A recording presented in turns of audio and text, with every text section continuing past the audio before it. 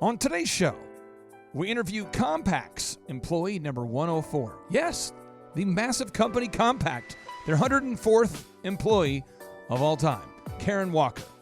And on today's show, Karen Walker shares with us how to deliver in the short term while creating scalable and repeatable systems built for the long term. Karen Walker also shares with us how to simultaneously create these systems while dealing with the day-to-day drama of being a business leader or business owner. Throughout her career, Karen has worked for giant brands such as Amazon, Ben & Jerry's, Pfizer, IBM, and many others. Ladies and gentlemen, without any further ado, my interview with Karen Walker. Some shows don't need a celebrity narrator to introduce the show, but this show does. 2 men, 8 kids, co-created by 2 different women, 13 multi-million-dollar businesses. Ladies and gentlemen, welcome to the Thrive Time Show. Now, 3, 2, 1, here we go! Started from the bottom, now we here. Started from the bottom, and we'll show you how to get here. Started from the bottom, now we here. We started from the bottom, now we here. Started from the bottom, now we here. Yes, yes, yes, and yes. Thrive Nation, on today's show, we are interviewing employee number 104 of Compaq, the incredible Miss Karen Walker. Welcome onto the show. How are you, ma'am? I am very well and pretty excited to be here. Thanks. Well, hey, you've had massive success, and I know all of our listeners are going to start Googling Karen Walker right now. It always happens. So when they're out there searching for you, they're going to find the massive success. I'd love to start off at the beginning or the very beginning of kind of your background. Tell us how you grew up and what was life like for you growing up as a kid. Absolutely. First, I'd like to address what they're going to find when they go Karen Walker, if I may. Yeah. So Karen Walker is one of the characters on Will and Grace who imbibes a lot of vitamin V. So just know that is not me. Okay, all right. That's great. I am the Karen Walker, who's a consultant and author and speaker. So how I grew up. I grew up in West Texas, which meant I grew up with oil and sand and Friday Night Lights football. So literally, the Friday Night Lights High School was my high school football team, and that was the environment that I grew up in. And it actually turned out to be a pretty good place because it was a smallish town of about 100,000 people, and it was a good place to grow up. But I got a lot of lessons from my parents, I had a father who was an engineer and a mother who was a nurse. I'm the oldest of 4, and pretty much was told I could be whatever I wanted to be as long as I didn't go into the oil field.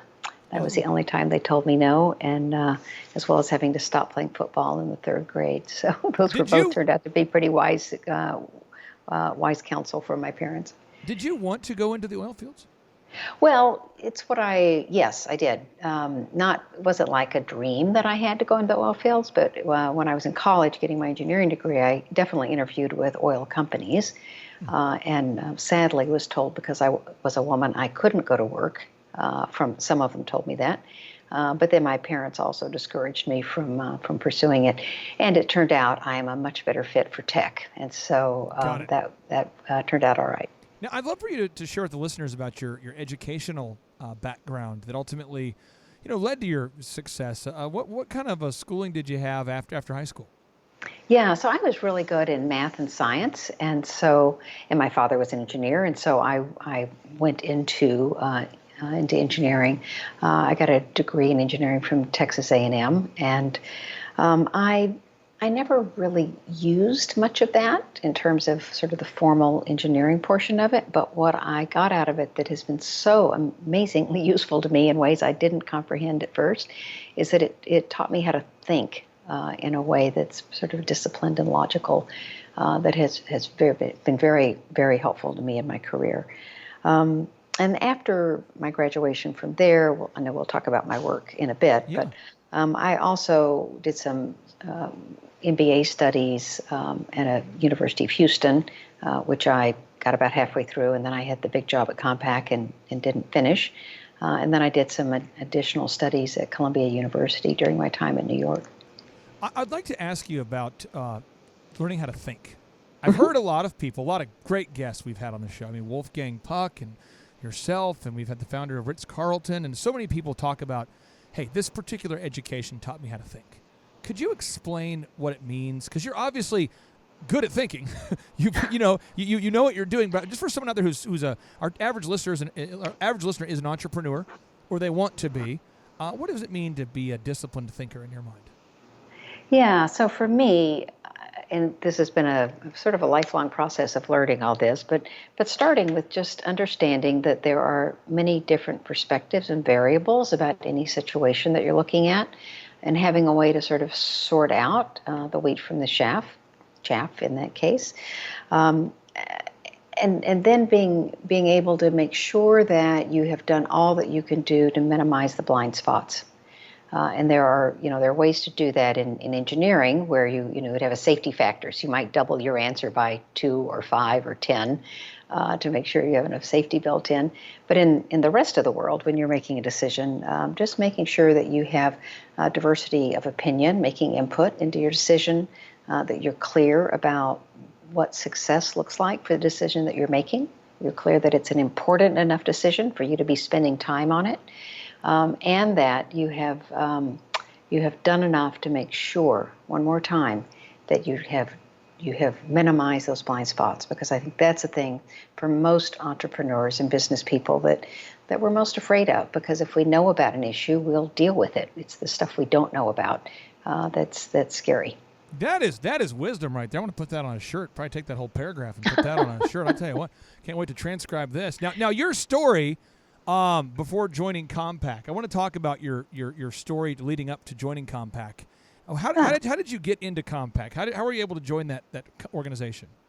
Right place, right time, and I'm just knocking on wood here because that was amazing. I went to work for a big Fortune 100 company at the time. It was Texas Instruments, which is where the 3 founders of Compaq were also working. And I was very fortunate. I was working on a big project. We were building a new facility in the Houston area. And I noticed these people that I thought a lot of leaving the organization. I didn't know what they were making. They hadn't announced any product yet. There was a lawsuit between Texas Instruments and this startup company about poaching employees, so they couldn't call you. It was all very secret. And I really thought a lot of these people who were leaving, and it just made me really curious. Now, my mother thought I was crazy because this company, Texas Instruments, I'd gotten a promotion like every 6 months. I was managing people, I was making a good salary. It was very solid and secure. And I left there to go to work for something that no one had ever heard of, that didn't have a product announced yet. And startups, back in the day were not like today, where there are many, and we know a lot of people who work at startups. It was a rare thing, particularly in Houston, Texas, during that time. But I went over, I interviewed. We all thought that Compaq, instead of making this sort of breakthrough portable computer, we thought perhaps they were making hard drives, because that was the division that the group came out of, the startup founders. And I said, I don't think I can do this job. I think you're going to need someone who can build a clean room for you. Wow. And they said, oh, no, you can do this. Please come. And so I went, and it was based on the people that were there and not on the product. And aren't I now glad that I did? So you left a secure job with Texas Instruments to go to a startup, and you were employee number 104. In my understanding, as I tried to really research and dive into your background, is you did well there, and you actually at one point had to go ask for $25 million from venture capitalists, which was a huge. I mean, in today's money, that's a lot of money. But what year? Yeah. What year was this? Yeah, so I was at Compaq for 14 years. So I will say that asking for $25 million was my first ask. Really? They just went up from there. But yeah, I was 25 years old. Compaq had a board meeting. Our funders, our major funders, were Seven Rosen Capital out of New York. Ben Rosen in particular.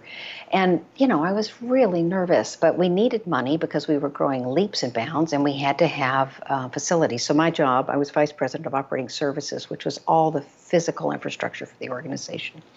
And so my job was to get far enough ahead of the curve to make sure that we had factories to produce in, we had distribution centers to distribute from, and that we had office space to house all the people that were being hired. And let me just say, we were hiring hundreds more people every month than we had forecast. So not hundreds of people every month, definitely that, but hundreds more than what we had forecast. And so I had to get pretty good with dealing with ambiguity and being flexible and making plans for exceeding our growth, but then always having to have plans for what if we don't. So anyway, I had this board meeting and I had a $25 million ask for our first set of owned facilities. And the board was running late, and so I was pacing the hallways, and finally they let me in, and I walked in, and Ben Rosen, who I was just a little in awe of, was sitting at the back of the room with his shoes off and his socked feet up on the board table, and just leaned back and as relaxed as he could be. And I thought, well, if he's that relaxed, I should take a cue from that. So I did. I made my pitch. At some point, Ben said, "Karen, you got the deal, right? You can stop talking now." So I gave him a thumbs up, and I left and went and had a glass of champagne. Now, do you remember what year it was that you asked for the $25 million? This, let's see, I joined Compaq in 82, so it was probably 84, somewhere in there. Well, I have this thing called the inflation calculator, which I have dialed in right now, and I just want to throw out this number. In 1984, $25 million was a lot of money, but in today's money, that'd be like asking for $60 million, closer to $61 million. I mean, that's a lot. I mean, before you got the yes, how nervous? Were you nervous at all? How nervous were you? What was going through your mind? Oh, I was completely nervous. I was completely nervous. Not so much for myself, but because I knew how important this project was, and that it was important that I convey that and convey the logic behind why we needed it and how we were going to put the money to good use. Now, I understand that you actually, at approximately the age of 25, you were able to grow a team to around 300 people. Is that accurate? That's when I started. Okay. I started growing my team. I started out as a party of one, as everything at Compaq did. Yeah. But I did grow my organization to around 300 people worldwide, and then I had thousands of contractors and consultants working globally for me. And, it was amazing to get to put together a team like that. And in fact, when I left Compaq, it was the hardest thing about leaving, was leaving this amazing team that I had put together. And part of that was that I got lucky with my hires. But a big part of it was that Compaq was a magnet, right? We were growing really fast. We were getting a reputation as a good place to work. And by the way, being a good place to work was one of the values of the founders. And so we were a good place to work. But we had a lot of A players, and we were having getting traction and a lot of success. And so for people who were fairly risk tolerant, it was a good place to be. And so it wasn't so hard to hire people. It was sometimes hard to hire the right people. And so getting clear about what were those competencies that were most important. And, I was really young and I didn't have a lot of experience. And so I didn't know all this stuff. I know a lot more about it now than I did then. But understanding that you can't just hire to fill a seat, no matter how urgent it is that you get someone in that seat so that you can stop doing the things, you can do the other things you need to be doing. So although tempting, don't ever hire just to fill a seat. And to hire for competencies beyond technical, and remember, I had just, I was an engineer, so I was heavy into achievement through technical competency, but things like, having a bias for action, or being really comfortable with ambiguity, which I mentioned earlier, or, most importantly, in many cases, is just what are your interpersonal skills, and how can you work with a team, and how can you influence others, and how can you make decisions based on different perspectives, not just yours. So there was a lot of learning that went on around that. Talk to me about being able to deal with ambiguity. What do you mean by that? Yeah, so for many people, and for myself when I was younger, I thought there was one right answer, and that we should just get to the right answer and then get on with things. And when you're growing really fast, in particular, there are many right answers, some better than others, but there's often no one right answer. There are just some that are more directionally correct than others, I'll say. And you have to deal with ambiguity because you don't have answers to all the questions. There's too many moving parts. There's too much change going on. And so the best you can do is to create a system or a process that looks at those things. And you can, for me, in many ways, this is sometimes just intuitive, but to look at those things and to say, all right, what is most important? What can I get answers to? How can I go about doing that? And to be comfortable with not having everything nailed down when you make the decision. And sometimes they're big decisions you're making. But I do think that's something that anyone in an organization who's a senior manager has to be comfortable and competent at. The bias for action. I've read, Conrad Hilton had a phenomenal autobiography, read his book, and then I have read Ted Turner's biography, I Am Ted, and autobiography, and so many autobiographies. Andrew Carnegie, I've read, recently I was reading to get ready to interview Miss Carly Fiorina. I read her book, and this bias for action, you hear it over and over again. Can you hammer home what that means to you?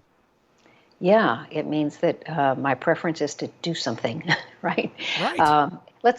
I'm a problem solver by nature. It's sort of the one thing that I can't not do is solve a problem. And like I'm sure you've heard this time and time again, is that when that's a strength, if you overuse it, it's a weakness. And so, the bias for action is do something, don't wait, but make sure that the thing you're doing needs to be done. So I say that's the two sides of the bias for action coin. That is good. That is, man, Andrew, once we transcribe this show, I'm going to have a massive, like a tent maybe, and I'll put it all on tents now because we're out of space on the shirt. Now I have to get a tent or something. Okay, so we're moving on. Now you have written a book called No Dumbing Down, which it's a no-nonsense guide for CEOs. What inspired you to write this book? Yeah, so this book is it's a primer really for CEOs on organization growth, and it really is focused at senior leaders. I hadn't intended to write a book. I waited clearly some time after I left Compaq before I wrote it, so it's not strictly a Compaq book, although the strategies that are in there are definitely what I learned from Compaq, and then over the last 2 decades of consulting, I've really seen a handful of things that make the most difference in the quickest time to organizations that are growing. And basically, these are things that are supporting the external growth. So this is not about finding your product market fit. It's after the big bang of finding that product market fit when things explode and you're trying to keep up. Right. What is it that's most important to do internally so that you really can deliver on those promises that you made to your customer? This book is filled with so many knowledge bombs, and I know the listeners are going to go out there and purchase a copy of this book as soon as possible, maybe even now, in fact. But for the listeners out there that haven't yet looked it up or haven't yet picked up a copy, what are a few of the teaching moments in the book? Maybe just a couple to give us kind of a sneak peek as to what kind of things we're going to find in this book. Oh, sure. So one thing is this idea of no dumbing down, the title strategy. So dumbing down is what I think of as teamwork as usual. And we see it over and over again in organizations where we want teams because we need teams to get things done, and both functional as well as cross-functional parts of the organization. But people bring these amazing individual contributor skills to things that made us successful in the first place. And they try to apply those same skills to the team. And there's some overlap, but they are not the same skills. You can't just be a room full of individual contributors and get the value out of teamwork. And so what happens is the people show up with really good intent, and the conflicts don't get resolved, or there's a mismatch of skills, or misaligned priorities, or resources, and over time, then your A players begin to look at the team more like a tar pit because they can't work to their potential in there, and eventually they'll leave the team and or leave the company. And it happens because teams can only perform at the lowest performing members level. So you have to dumb down to that level. And it's not always, in fact, it's rarely that it's the lowest performing team member's fault. maybe they didn't have the skills. Shouldn't have been placed on the team. Maybe they have different set of priorities that they were given that's different from everybody else on the team. But you have to watch for that. And office politics can come into play, right? Where people don't come in and work with each other in the way that you would hope that they would. Now, okay, I in your book, you wrote this notable quotable. You wrote, an emphasis on the short term and the urgent at the expense of the long view and the nurturing of scalable, replicable success. I know that I grew up with, I'm trying to think of a classy word, a word a highly educated person would say, without any money. And so my first company I started was a company called DJ Connection, which ultimately became the nation's largest wedding entertainment company. It's still around today, but I sold it and exited and moved on. But that particular company, Karen, I had to book I had to book weddings, brides every weekend. I had to book 40 of them, 80 of them a weekend. Before I sold it, we were doing like 80 weddings every weekend, 4,000 a year. God bless you. Yeah. And so I remember I'd bring on these people, and they'd join my team, a lot of highly educated people, and they'd say, Clay, here's the deal. We need to focus on the long term, not the urgent. And I would say, I know, but meanwhile, we need to make payroll this week. And then over time, I realized you kind of have to do both. You have to focus on the urgent, pay the bills, sell something, while focus on making scalable solutions. And what I see now as a consultant and as a podcast host, I see so many entrepreneurs that were doing what I did when I first started, and they're exclusively focusing on urgent, myopic things, and they never look up at the long view. Can you talk about how we get out of that doom loop? If I'm a CEO or a leader out there and I keep making urgent decisions, because that's how I started the company, was with a sense of urgency, but now that sense of urgency is killing the long term. Can you talk about how we get out of that doom loop of just focusing on urgent, myopic things?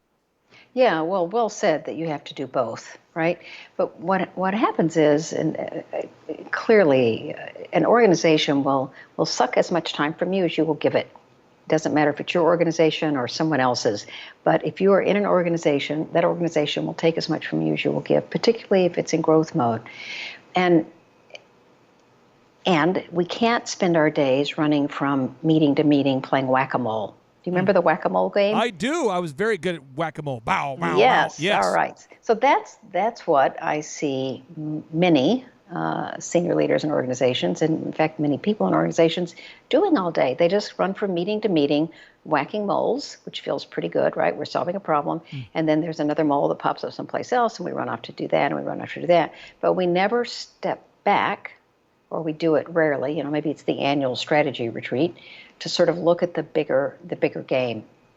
And I think it's critically important. In fact, it's one of the most important things that senior leaders are hired for, is to take the long view and to look at the bigger picture. Only senior leaders really can do that because they are compensated for the whole, not just for their individual functions.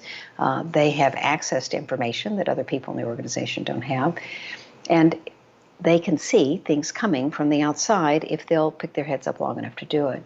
And so what I work with my clients on is just making sure that you found for yourself and for your team, what's the rhythm that works for you? And for some people, it's like, okay, if I can book an hour a week to sort of think about the long term, great, I can do that. For other people, and this is true for myself as well, I have to think about this Paul Graham's maker versus manager days. Have you talked about that? Yeah. I have not talked about it on the show, but I do read the Paul Graham essays, and I like them a lot. Yeah, so you have to avoid the really high cost of task switching, which doesn't say you don't ever task switch, but you don't want to do it any more often than you have to. And so for me, and certainly for some of my clients, it's like, okay, take a day and dedicate that to the big picture. Take another day and dedicate that to dealing with things that have to be done today. Maybe you can't take a day, take a half a day. Figure out how to do this once a month. It's not enough to do it once a year. Things are changing too fast in the industry. Things are changing too fast in the world for that.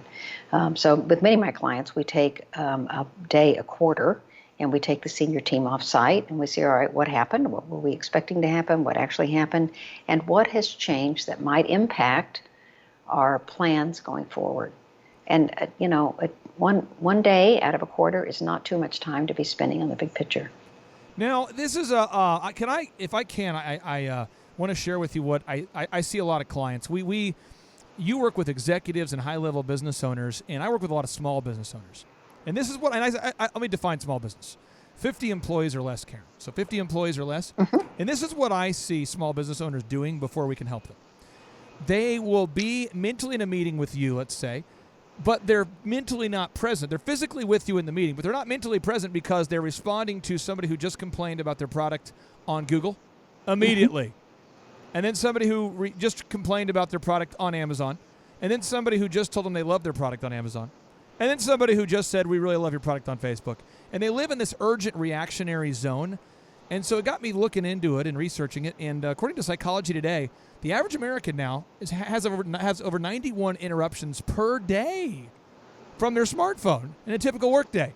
What advice would you have for the entrepreneurs out there that have push notifications on their phone and they're spending their day doing the whack-a-mole, but with social media and emails and text messages and personal calls and work calls, just all day, just distraction. What advice would you have for the entrepreneurs out there? Yes, I have a couple of pieces of advice. And the first thing is languaging, which is the average American allows 91 interruptions per day. We have choices about how we use our time. Yes. We do not have to get 91 interruptions a day from our smartphones. Oh, preach it. And hey, I get it. You know, I have my devices all right here, and I did turn them off for this time with you. But it's really easy to just react to the little dings when they happen. And you have to realize that you have to make highest and best use of your time. And you only, time's the one resource we can't make more of. So being sort of crystal clear about what that highest and best use is. So you have to take control of your calendar. I'd say that's the first thing, because if you don't, someone else will. And you have to schedule time when you are going to be able to react and time when you're not. If you are a small to medium business owner and you find yourself needing to be reactive all the time, what are those things that you can put a process in place to deal with so that you don't have to deal with it? This is how you scale. This is how you go. I think about this continuum sort of from seat of the pants to standard operating process, right? And so often with a startup, it's all seat of the pants, and with a sort of a grown-up company, it's all standard operating process. And you don't want to be stuck at either end. You want to be able to respond to whatever the situation is you're dealing with. So think of that as a continuum. You can go back and forth on it. It's not really just the age of your company. But find those things that you can put process in place for so that you can free yourself up to deal with these bigger, more important issues that have to be dealt with, which doesn't mean that it's going to be a walk in the park, right? If you're running a business and you're working 32 hours a week, you're probably not listening to this podcast. But let's just continue on from startup to grown up and finding the place where whatever the problem is you're facing, even if it is just responding to reviews of your product, where does that need to be on that continuum, and does it need to be reacted to right away, or can you get a process in place? You know, Karen, I was doing some cyber stalking of you in the most positive way, the most positive sense of cyber stalking. And I discovered that you have been invited to do consulting with brands such as Amazon. And I thought to myself, who's that? I've never heard of Amazon. And so I read the next one. It said IBM. And I'm going, who's that? Never heard of that one. Pfizer? Nope. Never heard of them. Ben & Jerry's? No. Aetna? No, but the point is you're working with some big companies. I mean, Fortune 500 firms are reaching out to you for results. What kind of stuff do you do when you sit down with executives? Just kind of give us a teaser. What kind of stuff do you do to help the executives out there that you're coaching and helping to mentor? Oh, sure. So I must say that I do work with Fortune 500 companies. I also work with Inc. 500 companies. Oh, cool. And I have a number of startups that I've worked with. I have a first-time CEO who just got her Series A funding that I've recently been coaching with. But when I sit down with a CEO, typically the first questions are either what made you take my call or why did you contact me? I want to really understand their objectives, and I often have to push them for what's working, right? It's really easy for someone to tell you, oh, this is the stuff that's not working in my organization. But usually it's, hey, we're growing really fast. I don't know what I need to be doing with my time. I don't know who I need to have on my staff. I don't know when I need to bring people on. I don't know when and what process to put into place. So it really is this time of sort of stepping back and looking at the bigger picture, as we were discussing earlier, about the organization and how to make sure that there's alignment internally. I think about this as sort of optimizing for the whole rather than maximizing any one function. Wow. Because it's really easy for parts of the organization to get out of alignment. And when you do that, you're not being very efficient. There's my industrial engineering coming back up. But it's really helping the organization be more efficient. And so that takes the form of sort of coaching the CEO or senior leader that brings me in, typically also working with that senior team to make sure they're aligned. Because if they're not, you can imagine what it's like in the rest of the organization. And then over time, as the organization grows, I'll often also morph into sort of developing a next generation of leader. Because as the organization grows, that first tier needs to be taking on new responsibilities, and someone else has to pick up the work they were doing before. Andrew, I want to make sure right now, because this is an accountability thing here. I have to, because we got the ebook of Karen's, the ebook version of Karen's book, but we need to purchase the physical, tangible copy on Amazon right now. Oh man! And who are we to not leave her a positive review? Because it's a good read, and I know the listeners out there, Karen, are going to go check it out. No dumbing down, a no nonsense guide for CEOs and organizational growth. But I want to ask you on my final 3 questions. Here we go. If you're out there sitting down with an entrepreneur, a CEO, a business owner, and they ask you, Karen, how should I organize the first 4 hours of my day? And let's say they just want to know specifically, they just want to know, Karen, if you could make me the perfect schedule. I'm a CEO. I'm a business owner. What advice would you have on how, because you manage hundreds of people and thousands all over the world, how would you recommend that the entrepreneurs would organize the first 4 hours of their day? And what time do you think they should be waking up? Well, there's some variability. I'll give you some general advice, and I'll tell you what I do. So I believe that the first 4 hours of your day, starting your day off right, starts the night before. So to be clear, I keep using this word clarity, it's very important, about what the most important things are for you to be spending your time on the next day. And that means reviewing your calendar the day before to make sure that things that are on there still need to be on there. And then in the morning, I think it's really important, at least for me, I try to wake up with the sun, so I'm not waking up with an alarm clock. I try not to have a lot of interactions and calls first thing in the morning. I will if I've got somebody in a very different time zone, and that happens. But my normal process is to wake up with the sun, spend some time sort of getting grounded in my life. So that might look like meditation, it might look like yoga, it might look like a walk. Typically the gym is held for later in the day, but just something that sort of gets me grounded. And then doing a really brief check of sort of news and email and whatever that is, and then spending those first couple of hours on the big stuff that you need to do when your mind is not cluttered.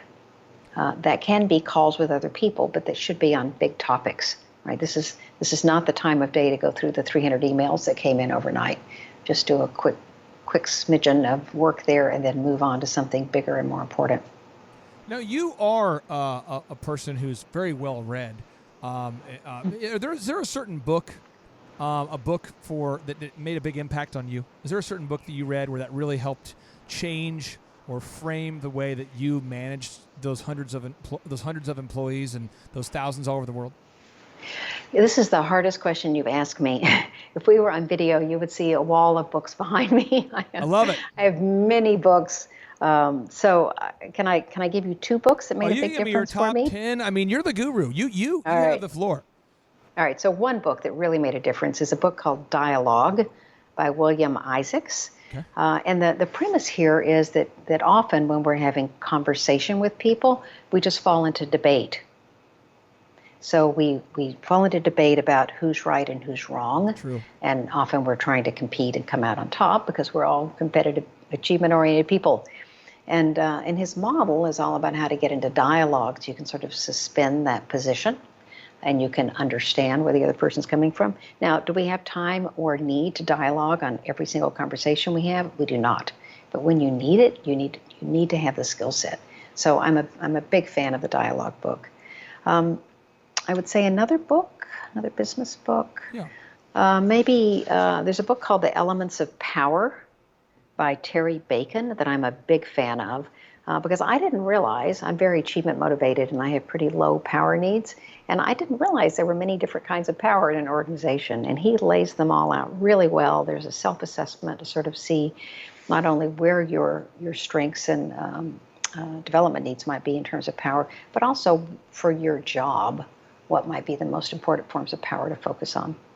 Now, this is my final question, and it always comes across. Some people kind of misunderstand the initial when I say it, so it's not meant to trick you into something here. Here we go. Steve Jobs, always wore the same thing every day. I tend to wear the same thing every day. Paul Graham, who you referenced earlier, tends to not carry a phone ever when possible. Mark Zuckerberg, wore the same thing all the time. There's so many idiosyncrasies of top performers, and I am curious as to, do you have an idiosyncrasy? Do you have something that you do, kind of like a superpower? Maybe something that people might say, that's weird, Karen, that you wouldn't mind sharing, that you believe that allows you to get more things done or to have more success or to be more intentional? What kind of idiosyncrasy do you have that's a positive one that's helped you? Sure. It's not my clothing. Okay. I have that sorted out. I have a personal shopper at Bergdorf Goodman, and she figures all that out for me, and she's amazing. Okay. But my superpower, the thing that gives me my superpower, is that I do a silent meditation retreat for a week, twice a year. Really? Yep. I go contemplate my navel with a lot of other people who are doing the same thing. And it's amazing. The first couple of days, I'm sitting on my cushion and I'm sort of drumming my fingers and thinking, I have too many things to do. Why am I doing this again?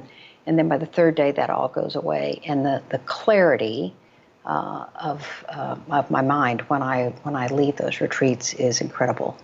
And so I'm told by my clients, a sort of calming presence, and that superpower comes from my meditation retreats. Do you go into the woods to do this? Or you go in on a mountaintop? Are you going to a local dive bar? Where do you have these silent retreats? I know the listeners are curious. Yeah, so they could be done anywhere. I sit with a Zen group out of New York. I've been meditating with for a very long time, decades. And we are currently meeting on the Hudson River. There's a retreat center, an old Capuchin monks called the Garrison Institute. That's phenomenal. And then in the summertime, that's for the winter retreat. And then in the summertime, we try a variety of different places. Wow. Okay. See, that right there, that's the kind of stuff people go, I did not know that. Well, Thrive Nation, I encourage you while I can still speak verbally before I begin my silent retreat in just a moment here, I encourage you, go buy No Dumbing Down. Get the book, A No-Nonsense Guide for CEOs on Organizational Growth. And Karen, thank you so much for being on the show. I really enjoyed it. Thanks for being so prepared.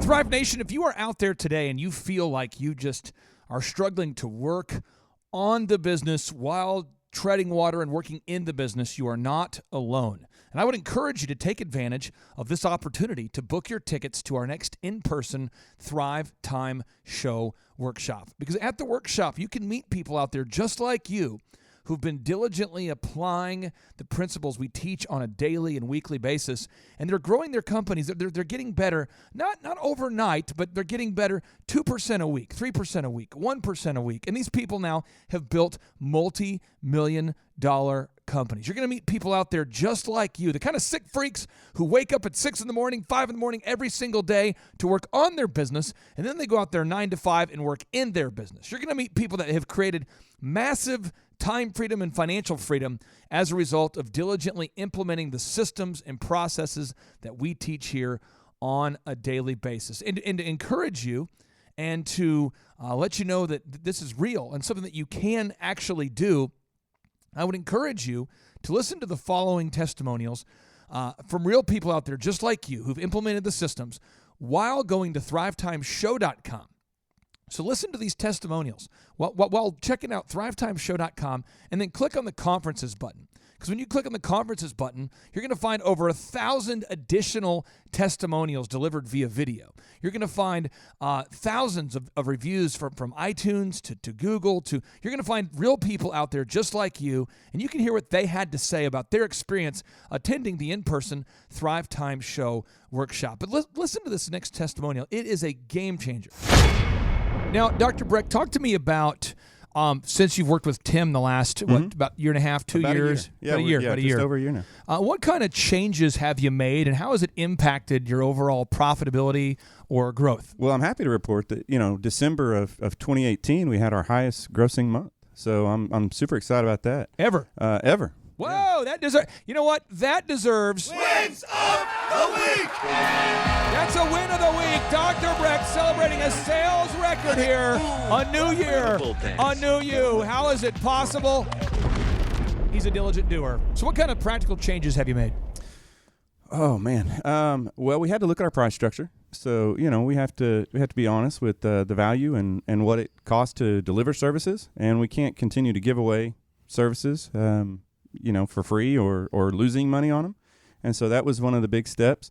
We also had to get rid of toxic employees or even contractors. In our case, the massage therapists are self-employed contractors. But little warning about therapists, by the way. The only difference between the rapist and a therapist is a space.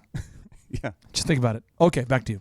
That reminds me of Sean Connery on right. Saturday Night Live.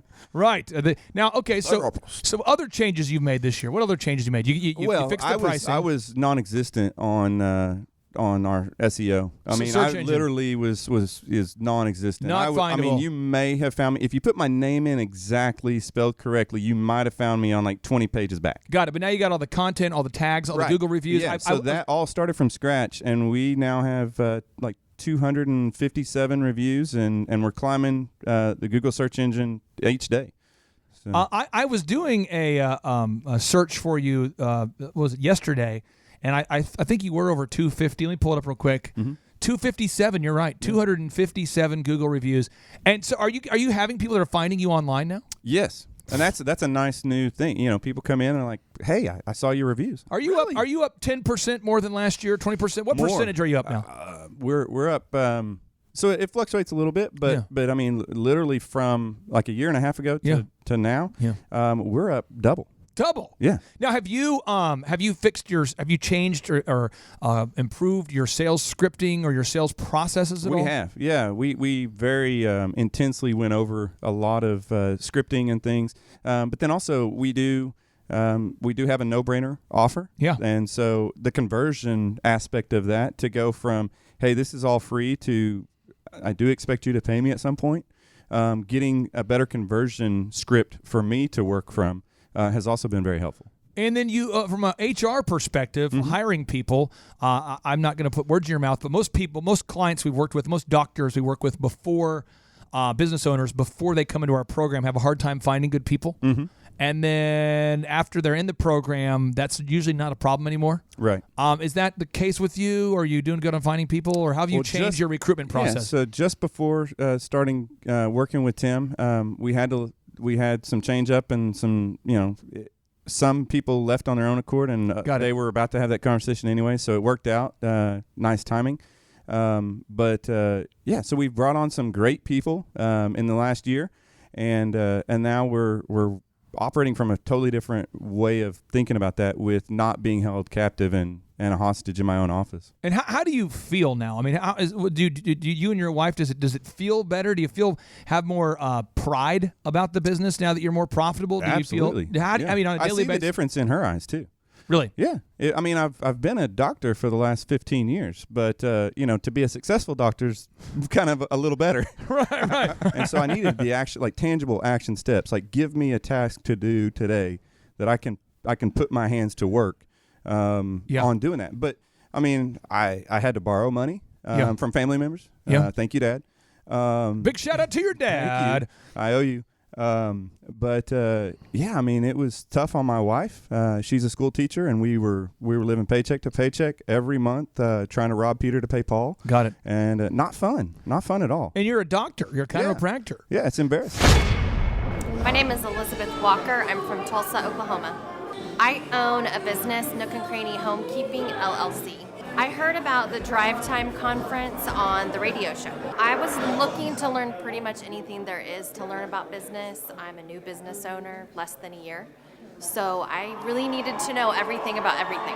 I have learned how to implement systems from hiring to the actual day-to-day systems in the company. I liked that the workshop gave tangible systems, but it was very entertaining and interactive. Clay's presentation style was energetic, it was exciting, and it gave me hope that there's actually a lot of success still to be done in my business. The atmosphere was energizing, invigorating, nothing boring about it. It was absolutely exciting. While we're not sitting in chairs, grouped all together and huddled, looking at PowerPoints the whole time, we were in a nice, comfortable area. We had plenty to drink. We could get up and move around if we needed to.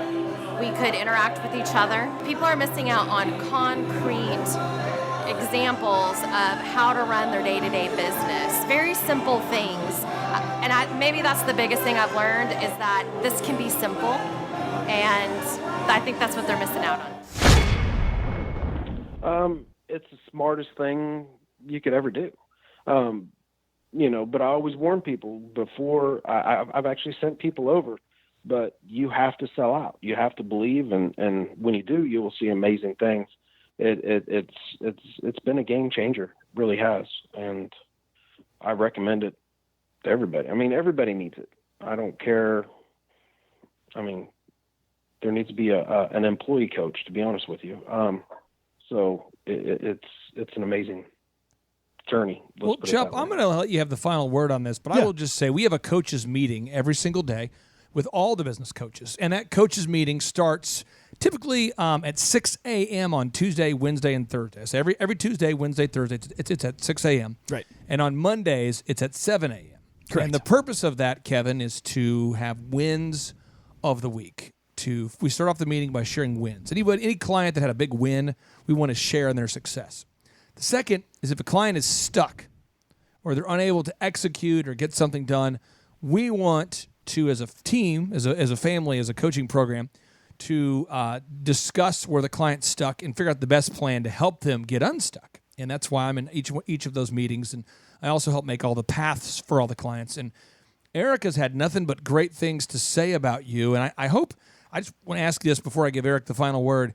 Is your wife a fan of Eric? I mean, is your wife happier now? I mean, is he really making your wife crazy now? How are things going now? Is your wife a fan of the coaching program? She's 100% fan of the coaching program. Actually, she worked in the coaching program for about a week until I fired her. I learned real quick that's we're going to keep church and state separated. Okay, but well. So that's real. That's real. That's real. That's real talk. We're keeping the church and the family separated, and so with that, but is she happier overall? Like maybe by 1% or? Oh no, I'd say at least 50%. I mean, yes, boom, yes. Miss Lewis now, is it's not happy. Eric, it's me. Let's of course. clarify. No. Yeah. But yeah. He's an That'd be Adonis. weird. But long story, it's just simple things. I'm able to, as she puts it, communicate better now. Nice. Because I'm not thinking of all this other stuff, and it's good stuff. Chop, you have the final word, my friend. Give us a capstone thought about coaching Kevin Lewis and what that experience has been like for you, and what makes Kevin so awesome. Well, Kevin is a protochild, whatever poster child for stoicism. So he's a guy who will come in and say, give me a big win, man. What's going on this last week for you? And he'll say, landed a $2.2 million job. And I'm like, yeah. And he's like, just another day. And then he'll come in and say, I got a competitor out of state trying to come in and steal my people or whatever. And just another day. So I don't have to worry about, hey, we get lost in the weeds in the coaches meetings. It's all action on, hey, what do we need to do here? Some meetings we call up and he's like, hey, man, I'm rock and rolling. You good? You need anything from me? Nope. You good? Yeah, we're good to go. Some meetings we get into some weeds about expansion. You've had and other meetings things. where Kevin has had an employee. Yeah, you've had a competitor try to steal your employees. Oh, all kinds of stuff. Yeah. And I do too every week, right, Kevin? Is there not a burning fire every week? Oh, every week. Yeah. But Always. yet, There's always Kevin something is going stoic, so he's able to push through that. Right. The lows are not low. The highs are not too high. He's just even keel. And so it's very easy to focus on those key performance indicators and actually, just like he said earlier, make sure the business is going in the right direction. And when the business is going in the right direction and you're accomplishing your own goals with your family, it's a fun time. So we have a good time when we meet, and we just make sure that things are happening the way they need to happen. Kevin, for everybody out there who's listening in Green Country that wants to have a roof put on their commercial building or their residential property, how can they get a hold of you? What's your website, and really, why should people call you? Well, it's lewisroofing.com, and if they want a company that's going to be honest and do a good job, and we're the company to call. I put my family name on the business, not hiding behind some fake name. We are 100% the real deal, not a bunch of sales guys trying to sell a bunch of stuff. We are a roofing company that's all we do is roofing. And so. Thrive Nation, I've worked with a lot of roofing companies where we've done a 13-point assessment with them, and it is rare to find a roofing company that we would even approve to coach. I want you to know this. We go through the assessment, and probably 80% of the time we say, well, it's not a good fit. But Kevin's a great guy. Grinder. He stands behind his program. He puts his name on the website, on the business, on the marketing, on the trucks, yep. on everything. Check him out today. That's Lewis Roofing. That's lewisroofing.com. And Kevin, I appreciate you taking time out of your day away from your family and your business to share your story here on the podcast and the radio show. Hope you have an awesome day, my friend. All right. Thank you. You have an awesome day, too. Take care. What's up, Thrive Nation? Eric Chubb here with Roy. We have a little bit of news for you guys. It's now, May 31st at 6:21. You've been closed for 20 minutes? That's right. No, it's now June, so let's run the numbers for May. Let's see what he's got. Totals 102,837. What's last year to date? 102,837 this year? And last year was 60,667. Whoa! Coming out of the weeds now. Boom, baby. Boom! Out of the weeds, onto the pavement. That's where we go. The number of new customers that we've had is up 411% over last year. We are Jared and Jennifer Johnson. We own Platinum Pest and Lawn and are located in Owasso, Oklahoma. And we have been working with Thrive for business coaching for almost a year now. Yeah. So what we want to do is we want to share some wins with you guys that we've had by working with Thrive. First of all, we're on the top page of Google now. Okay. I just want to let you know what type of accomplishment this is. Our competition, Orkin, Terminex, they're both $1.3 billion companies. They both have 2,000 to 3,000 pages of content attached to their website. So to basically go from virtually non-existent on Google to up on the top page is really saying something. But that's come by being diligent to the systems that Thrive has, by being consistent and diligent on doing podcasts and staying on top of those podcasts to really help with getting up on with their listing and ranking there with Google. And also we've been trying to get Google reviews, asking our customers for reviews. And now we're the highest rated and most reviewed pest and lawn company in the Tulsa area. And that's really helped with our conversion rate. And the number of new customers that we've had is up 411% over last year. Wait, say that again. How much are we up? 411%. Okay, so 411% we're up with our new customers. Amazing. Right. So not only do we have more customers calling in, we're able to close those deals at a much higher rate than we were before. Right now, our closing rate is about 85%, and that's largely due to, first of all, like our Google reviews that we've gotten people really see that our customers are happy, but also we have a script that we follow. And so when customers call in, they get all the information that they need. That script has been refined time and time again. It wasn't a one and done deal. It was a system that we followed with Thrive in the refining process, and that has obviously the 411% shows that system works. Yeah, so here's a big one for you. So last week alone, our booking percentage was 91%. We actually booked more deals, more new customers last year than we did the first 5 months, or I'm sorry, we booked more deals last week than we did the first 5 months of last year from before we worked with Thrive. So again, we booked more deals last week than the first 5 months of last year. And it's incredible. But the reason why we have that success is by implementing the systems that Thrive has taught us and helped us out with. So. Some of those systems that we've implemented are group interviews. That way we've really been able to come up with a really great team We've created and implemented checklists. That way everything gets done and it gets done right. It creates accountability. We're able to make sure that everything gets done properly, both out in the field and also in our office.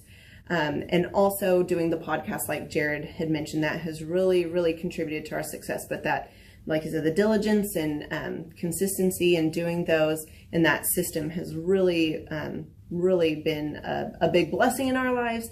And also, it's really shown that we've gotten the success from following those systems. Yeah. So before working with Thrive, we were basically stuck. Really no new growth with our business. And we were in a rut, and we didn't know. The last 3 years, our customer base had pretty much stayed the same. We weren't shrinking, but we weren't really growing either. Yeah, and so we didn't really know where to go, what to do, how to get out of this rut that we're in. But Thrive helped us with that. They implemented those systems. They taught us those systems. They taught us the knowledge that we needed in order to succeed. Now it's been a grind. Absolutely, it's been a grind this last year. But we're getting those fruits from that hard work and the diligent effort that we're able to put into it. So again, we were in a rut. Thrive helped us get out of that rut. And if you're thinking about working with Thrive, quit thinking about it and just do it. Do the action, and you'll get the results. It will take hard work and discipline, but that's what it's going to take in order to really succeed. So we just want to give a big shout out to Thrive, a big thank you out there to Thrive. We wouldn't be where we're at now without their help. Thrive Nation, this is your day, your time, your opportunity to create the life that you want. You can decide to thrive. You don't have to just survive. Book your tickets today to attend our next in-person Thrive Time Show workshop simply by going to thrivetimeshow.com. Go to thrivetimeshow.com and click on the conferences button and find the date that works out best for you. Every 2 months, we do an in-person Thrive Time Show workshop.